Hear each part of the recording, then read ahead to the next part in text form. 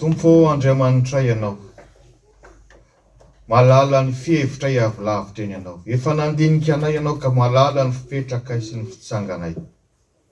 Malala izay mahasoa anay. Avia volavolaondray ny fonay sy ny saina mampanahinay, mba hahatonga anay handeharaka ny sitrakao, hanompo anao araka izay tena ikendrenao azy. Dia amin'ny anaran'i Jesosy Kristy nanaovanay izany vavaka izany. Amen.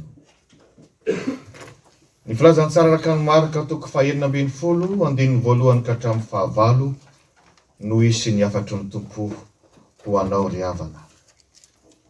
Voahevitra bajinina amin'izany dia ny hoe soa ihany fa nitsangana tamin'ny maty Jesosy Kristy. Soa ihany fa nitsangana tamin'ny maty Kristy. Samy mitantara an'io nitsanganan'i Jesosy Kristy avy tamin'ny maty io ny filazantsara anankefatra. Tsisy ady hevitra intsony fa tena nisy izany nitsanganan'i Jesosy Kristy avy tamin'ny maty izany. Fa ny fanontaniana tsy maintsy mipetraka amintsika dia ny hoe inona no dikan'izany?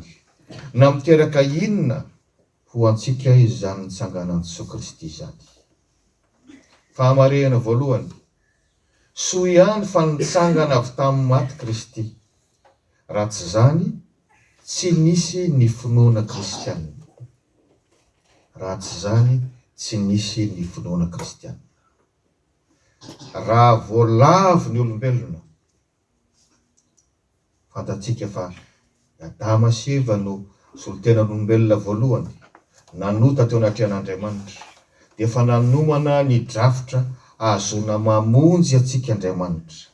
Ary mamarana n'izany drafitra izany ho an'ny ety an-tany dia ny fitsanganan'i Jesosy Kristy avy tamin'ny maty. Efa hatrany amin'ny testamenta taloha, raha ny boky ao amin'ny Baiboly no resantsika, no efa nisy faminanenany amin'izany hitsanganan'i Jesosy Kristy amin'ny maty izany. Raha mamaky ny Salamo 120 ianao ny andininy 10, tena ampitenenina ny Davida izay razana ny poiran'i Jesosy Kristy. Ilay mpanjaka nomena toky fa tsy ho diso mpanjaka ny taranaka misy azy. No nasaina ny teny hoe fa tsy ho fonao any amin'ny fiaina tsy hita ny aiko, ary tsy hamela ny iray masonao. Matoan-teny lehibe io, ho latsaka ho amin'ny lavaka ianao. Isaia mpaminany izay ambara matetika hoe tena nanoratra amin'ny bokiny ho tahaka ny filazantsara ny amin'ny testamenta taloha. Hatrany amin'ny nahaterahany Jesosy dia voalaza amin'ny Tsipriao ny amin'ny bokiny Isaia mpaminany.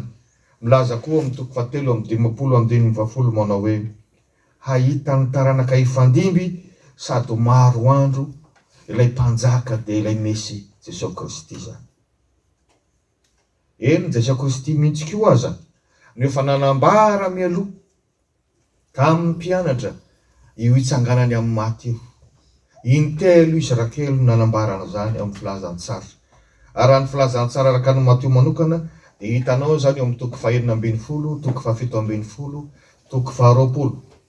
Hoy izy eo amin'ny toko 7:20 andininy 2:20 sy 7:20. Ary amin'ny toetra tany Galilea izy, Jesosy dia nilaza tamin'ny mpianany hoe ny zanak'olona efa hatolotra eo an-tanan'ny olona ka ho vonoiny, nefa amin'ny andro fahatelo dia hatsangana indray izy. Rehefa miseho zany tompoko ny zavatra lehibe tian'Andriamanitra hisongadana, dia maneraka anjely izy matetika. Tahaka izany tamin'ny nahaterahany Jesosy Kristy tompo dia tadiditsika tsara, maneraka anjely ny tompo nilaza mialoha tamin'ny mpiandry-ondry. Tahaka izany koa ankehitriny amin'izay hitsanganan'i Jesosy Kristy amin'ny maty. Efa mamaky tsara tsika ny andininy 5 dia hita fa misy izany anjely izany. Ary mbola ho avy eny amin'ny ranon'ny miaraka amin'ny anjely ny tompo rehefa tonga ny andro farany. Izany koa dia manambara amintsika ny mahazava-dehibe ity fitsanganan'i Jesosy avy tamin'ny maty ity. Tanteraka tokoa ny fitsanganan'i Jesosy Kristy avy tamin'ny maty. Tsy kisendrasendra fa ahafantarany planin'Andriamanitra. Ary maromaro ny profo manambara an'izany raha tsy laza fa tsy ny teksta fotsiny aho. Ilay vato lehibe manarona ny fasana tena lehibe io Ary zay mahatonga ny vehivavy zay nakany amin'ny fasana teny an-dalana de fa niady saina hoe de iza moa zany zao no anakodian'ilay vato be. Fa ilay vato be tompoko de efa nafindra ny anjely. Ary raha tonga tao izy ireo dia voamarina fa efa foana ny fasana. Ary tsy hoe foana nisy nangalatra akory ny faty, fa ny mosara zay nafeny lohany dia voalaza ny andinin'ny soratra masina fa voavalona mitokana. Ary rehefa nitsangana tamin'ny maty Jesosy Kristy tsy hoe niafina na nandositra akory, fa mbola niseho tamin'ny mpianatra sy ny vahoaka marobe nandritra ny 4 andro. Tsy misy afaka manimbazimba na mbola misangisangy ihany koa ngamba ny nitsanganan'i Jesosy Kristy avy tamin'ny maty hoe tsy nisy an'izany. Fa ny zava-dehibe tokony eritreretintsika dia hoe inona ny dikan'izay nitsanganany avy tamin'ny maty zay. Mazava ho azy fa ny fandresena ny Satana sy ny planiny Satana, satria fahafatesana amin'ny tambony miota ary fahafatesana mandrakizay io. Ka zay rehetra nanota dia tokony ho fato mandrakizay rehefa maty. Fa noho ny amin'ny nitsanganan'i Jesosy Kristy ny resan'ny fahafatesana dia anaraka ny diantsika zany maha-kristianina antsika. Nandalo fahafatesana voalohany tokoa Jesosy Kristy fa natsangana avy tamin'ny maty. Mbola ho faty tokoa isika. Fa tahaka ny torimaso fahafatesana voalohany manjo antsika io.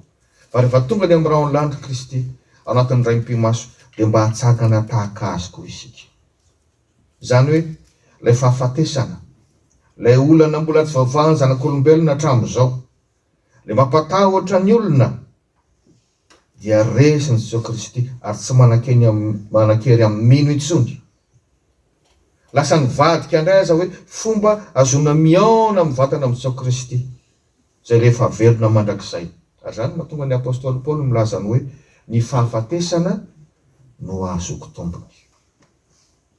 Inona ny lesona tokony ho raisitsika? Hoy aho milaza aminao mahitsy hoe raha mbola tsy mino ny fitsanganan'ny tena amin'ny maty ianao, na ny fitsanganan'i Jesosy Kristy tompo, na ny ananganany antsika, toy izao aza mbola mivavaka aloha, satria zava-poana ny finoantsika raha tsy natsangana Kristy. Zany voasoratra amin'ny Korintianina voalohany toko 10:20, andininy 2:20 sy 7:20. Raha tsy hatsangana ny maty, dia Kristy koa aza tsy natsangana. Ary raha tsy natsangana Kristy, dia foana ny finoanareo, ary mbola ao amin'ny fahotana ihany ianareo. Ka na inotsika na tsy inotsika, dia hatsangana daholo aloha isika amin'ny fitsanganana voalohany. Satria tsy maintsy hiatrika amin'ny tompo sy ny fitsarany. Ary na dia izay nandefina azy aza ny tenin'Andriamanitra dia hiatrika an'izany. Tahaka ny tsy misy dikany raha lasitsika mankalaza ny nahaterahan'i Jesosy Kristy amin'ny fomba manetriketrika, nefa tsy tsaroantsika ary tsy aiketsika ny hoe nitsangana avy tamin'ny maty ane izy. Ka aoka tsy havelively ny fampianaran-diso intsony isika. Matokia an'Andriamanitra, matokia ny planin'Andriamanitra fa ny fahafatesana mandrakizay zay ataoko hoe tokony nanjoantsika zany nahitany vahaolana. Fahamarehana faharoa sady farany. Soa ihany fa nitsangana tamin'ny maty Kristy. Raha tsy zany, tsy nahay nity sy nanompo an'Andriamanitra isika. Raha tsy zany, tsy nahay nity sy nanompo an'Andriamanitra isika. Rehefa nitsangana avy tamin'ny maty Jesosy Kristy, dia tahaka nisy hery miafina, misy hery manosika ireo mpianatra sy ny vehivavy, ny vahoaka tamin'izany andro zany, lasa tia mivavaka ary nanompo an'Andriamanitra. Fantatrareo tsara fa rehefa maty Jesosy Kristy ny folak'andro ny zoma, ny sabotsy masina dia tena misaona ny tanàna. Ny mpianatra ny afinafina tany an-trano, matahotra ny sao mbola hoenjehan'ny olona. Mangina, tena hoe zay ngamba ty finoana kristianina ty, tsy misy fanafana intsony. Tena anatin'ny fahakiviana. Fa rehefa nampahafantarina, rehefa niseho ny fitsanganan'i Jesosy Kristy tamin'ny maty, dia niova tao anatin'ny raim-pimaso zany rehetra zany. Ireo vehivavy nakany amin'ny fasana, resaky hanositra menaka ny fatan'i Jesosy satria tsy mbola vitsy zany. Rehefa Anambaran'ny anjely hoe tsy ato intsony izy, efa nitsangana izy, mandeha anambarao amin'ny mpianatra zany. Ireo no lasa mpitory voalohany ny filazantsara ny fitsanganan'i Jesosy Kristy avy tamin'ny maty. Na dia tsy manana ny toerana maizy azy loatra aza ny vehivavy. Fantararao tsara angamba ny apôstôly zao tsy misy vehivavy. Natokana ho an'ny lehilahy ny fandraisam-pitenenana, zany ny kolontsaina tratsanana. Fa ireo vehivavy izay natao tsinotsinona no lasa mpitory voalohany, na lamin'Andriamanitra nahita voalohany ny fasana foana ary mitory ny fitsanganan'i Jesosy Kristy. Zany no lezaka aminao hoe lasa hery miafina manosika atsika ho tia an'Andriamanitra sy mitory filazantsara ny fitsanganan'i Jesosy Kristy. Toy izany koa ny apôstôly izay efa nambarika hoe efa nipiripirina tany an-trano, efa tsy sany seho vahoaka, tsy sany tory intsony. Rehefa nanambarany ny vehivavy ary rehefa niaona ny Jesosy Kristy mivantana koa izy koa rehefa avy nitsangana izy, dia tena nitory tamin'ny fahasahiana amin'izay. Nitory hatrany amin'ny Samaritana izay nieritreretina ho fahavalon'ny Jiosy. Nohony ny amin'ny fitsanganan'i Jesosy Kristy lasa manana hery miafina, hery manosika azy hivavaka ary hanompo an'Andriamanitra. Ry Petera izay efa nanday ny telo teo mason'olona fa tsy mpianatra Kristy, rehefa nandray ary niaona tamin'i Jesosy avy nitsangana, lasa lohany amin'ny fitoriana tamin'i Jesosy. Bakeo ny bokin'ny asan'ny apôstôly ahitan'izany ianao. Ny vahoaka izay voavy niogaoga tamin'ny izay mahamasina hoe omboy omboly Jesosy Kristy, afafazo aminay ny rany, lasa nazoto ny mivavaka.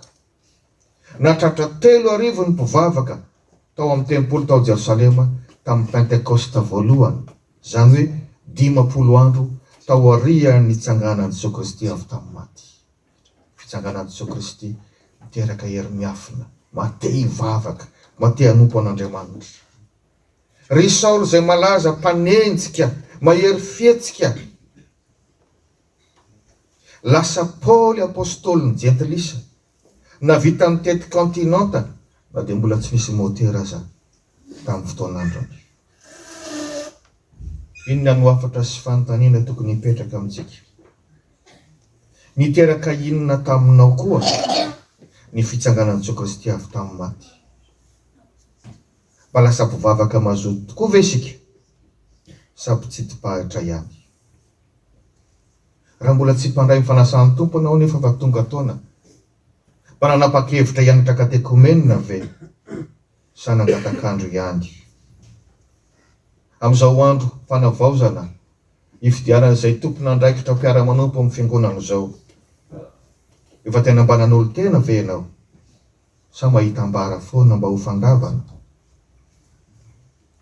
Hanohanana ny asan'Andriamanitra eo amin'ny fiangonana, na fohy fotoana, na fohy vola aman-karena, na fohy talenta ve ianao sa aleo mitazan-davitra ihany?